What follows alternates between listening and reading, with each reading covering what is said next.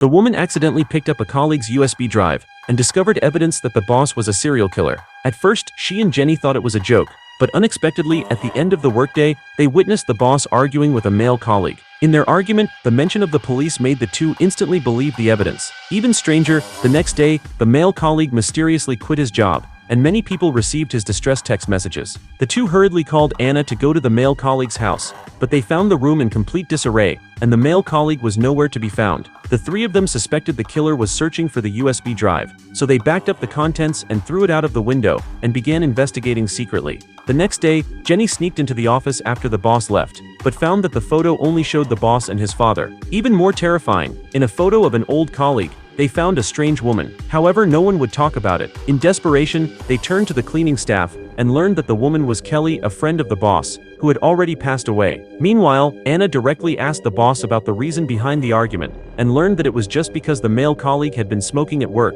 Wanting to know more, the three of them took the opportunity of an interview to visit the boss's house. While everyone was distracted, Jenny searched around, and she quietly sneaked into a room. Inside, the room was filled with photos of female colleagues. Then Jenny secretly took an undeveloped film roll and gave it to a private investigator for analysis. Before long, the detective contacted the woman and warned her that Jenny was in serious danger. The film roll contained Kelly's photos, and her missing necklace was at the boss's house. But before the detective could finish, the phone call was abruptly cut off. Seeing this, the woman rushed to the detective's house, only to find that the detective was already dead. Meanwhile, when Jenny returned home, she found the boss covered in blood waiting for her. Seeing this, she immediately turned and ran, racing toward the elevator. Fortunately, the police suddenly appeared and arrested him. It turned out the woman had called the police, but the next day, the boss was released due to a lack of evidence. He explained that he and Kelly had been in a relationship, and the necklace was a couple's necklace. Because her death was so strange, he had hired a private investigator to look into it, but when he went to inquire, he found that the detective had been murdered.